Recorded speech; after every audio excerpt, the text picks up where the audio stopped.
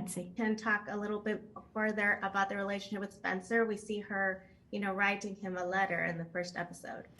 Yes, I mean, Cara has no children of her own, and she's brought these boys up. And in a later episode, I talk about what kind of a boy Spencer was. Obviously, he was a boy that she always had a great connection with. He went off to fight in the war because of that, and he's still working out his trauma related to that. And I think it's a wonderful element that Taylor Sheridan has brought into the story, this widening it out on the larger world scale. But I think Cara understands that Spencer, if anyone is going to save the ranch, it's Spencer. Jack is a great character, but he's very hot-headed. He's very out of control, and she knows that he's he's sort of emotionally unstable. Whereas Spencer, I think she feels has got the stability and the purpose to save the ranch if the ranch needs saving. Hi, Helen. A pleasure to speak with you. In the first episode, we really see how Mrs. Dutton is managing the family and how challenging that can be. Can you speak to the mentality of the herd comes first and how that really impacts her interactions with others? Yeah, that's a very interesting question. I mean, I'm not a farmer's daughter and I've never worked on a farm, but, I know that when you work on any kind of a farm, you're a slave to the environment, to the climate, whether it rains or not, or whether it's too sunny. So you cannot just put those things aside and say, well, I think I'm going to on holiday for a couple of weeks, because it's a constant demand. So on that level, I certainly understand what Cara says. And I think it's a great way of telling this young woman who's about to enter the family really what the priorities of the family are. Next is Karen from Decider. Hello. Taylor Sheridan shows have a reputation for being gritty and authentic and violent, but they're also very romantic. Do Jacob and Clara have time for romance while running this empire, and will we see it on the show? I wonder, the great thing about doing this show is it's like real life. We don't know what's coming up. When we started the process, we started filming, I think we had the first 3 episodes in our hands. We had no idea what was going to happen after that. So it's been an unfolding adventure for us. So I don't know what's in the future for Jacob and Cara. Certainly dark clouds are gathering around them in terms of climate. They're dealing with drought, they're dealing with political, they're dealing with people who want to take over their land. So, there are a lot of forces coming in upon them that I think that in the future they will be struggling against. Next up from Hollywood Life, this is Avery. Hi, Helen. I know that Jacob and Cara definitely took John and Spencer under their wing and helped raise them. What is her relationship like with both of them, and how do they differ from each other? That's a very interesting question. The whole family tree of the Dutton family is very complicated, as all family trees actually are. Who's a cousin to who, and who's a stepson to who, and who's married to who, and so on and so forth. Certainly, in the case of those 2 characters, there's a very, very strong difference. And I think Taylor Sheridan is very good at creating very individual characters. One of the things I love about this series is we have a lot of young actors in it and a lot of young characters, but each character is very clearly defined. Next up from IGN, this is Jim. Jim, I see that you're here. Are you?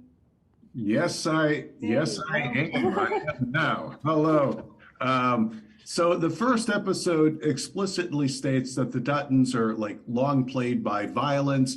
There's just something in them that begets violence. So I was wondering if you could elaborate on what it is about the Dutton family's nature that just brings violence. I mean, I don't think that's the case, incidentally. But certainly I think that the American West, as it was conquered and created, there was a huge amount of violence connected to it. And we were protected from that for many years, watching these westerns that basically, of course, you'd have gun shootouts and so forth, but it was a very romantic vision of American history. And I think the great thing that Taylor Sheridan is doing is really casting a very cold and piercing eye upon American history. Of course, he tells it in a very dramatic form, and there is certainly an element of romance, if you like, involved in it, because they are real people who fall in love, who argue, who fight, who separate. But really, I think what he's doing is examining American history through the eyes of the Dutton family. But I don't think it's a specific, element in the Dutton family. I think it's their circumstances. Next from UPI, this is Karen. Hello. Were you a fan of Yellowstone in 1883, and how do you think Cara fits in with this pantheon of extraordinary female characters like Beth and Elsa and Margaret? Yes, great female characters. I mean, what an incredible gift Taylor Sheridan has given to actresses, and about time, incidentally. I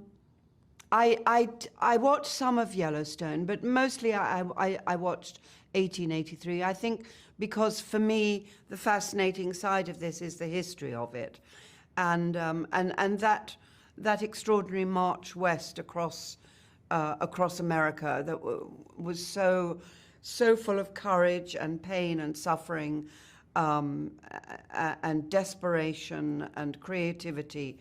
It's extraordinary. It's always fascinated me, that part of American history, and so I watched 1883 with great interest, fascination, and thought it was revealed. That journey was revealed so viscerally, and I know that the cast and crew really, it was absolutely real. Everything that they did, none of it was sort of blue screen or digitally. If everything was absolutely real, I think they wanted to have the real, as close to the real experience as possible. And I feel that 1923 is the second, if you like, the second volume of what began with 1883. Okay, coming up next from Us Weekly, this is Leanne. Hi, I want to know what qualities you share with Cara and how are you two different? Well, I could never be a pioneer woman. I like my comfort too much, I want my electric blanket at night. But I think that because Taylor Sheridan likes to write for the actor and the personality of the actor that is going to play the role, and so Cara is very much, as Jacob is constructed around Harrison and Harrison's personal qualities, Cara is constructed around me. So, I would hope the sense of humor, I would hope the stoicism, I would hope the professionality that Cara carries with her, the love, but it's a tough love, it's not a sentimental love. I think all of those elements are. I mean, I play her Irish, and because she's Irish, I think she has faith. I think she's a Christian, a Catholic, and I think she has carried that faith with her. She doesn't advertise it. It's not a big thing.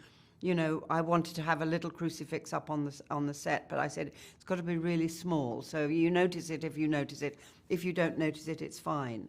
But it's just a little indication of where Cara's faith is. So I do think she's a woman of faith. But at the same time, she's practical, she's down to earth, and she's realistic.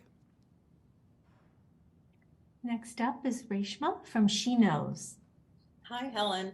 So your character is the definition of big matriarch energy. So I wanted to have you talk about that amazing scene where you shoot someone with a gun bigger than you. Had you shot a gun like that before this? Talk about that scene. No, I hadn't. I mean, I played a sniper in Red, but I don't like guns. I find them very, very frightening.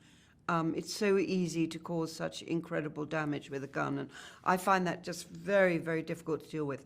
In fact, we open the whole series with that moment, which is painful for Cara. That's why she cries out afterwards in pain and agony about what she's just done. And but it comes out of a very a violent ambush that her family has just experienced. She's witnessed, her friends and relatives being shot down in front of her. So she's in a very heightened state when she makes that act. Yeah. Thank you.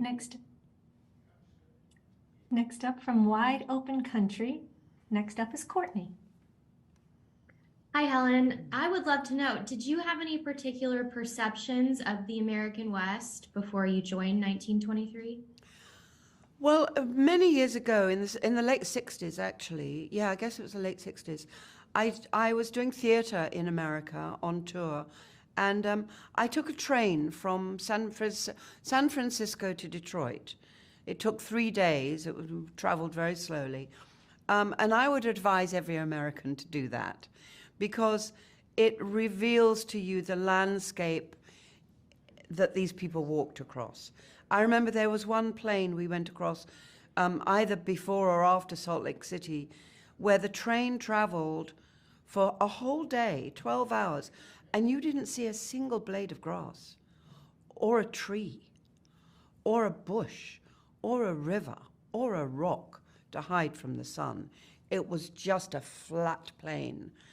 And I thought, oh my God, people walked across this, carrying their food, carrying their water.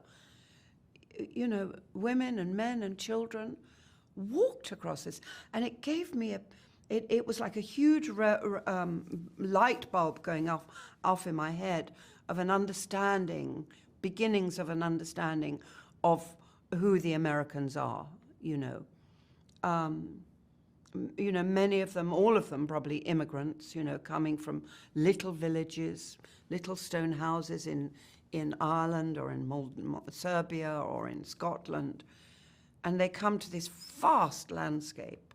And that creates the American dream, it creates the American mythology, and it creates the Americans' understanding of themselves, it seems to me. So yes, and that was partly why I really wanted to do this work, because I love the way it's looking at, it's really a study of American history as much as anything. Okay, we have about a minute left and we have one more journalist. I want to make sure everybody gets a question. So Jenna, take us home with Slash Film. All right. So this is a particular time in history where there's a lot of societal change for women specifically. And I'd love to know about Cara's relationship with the other women of different generations. Yes, I mean, that's a great thing. We have, many women, great characters that Taylor Sheridan has written. I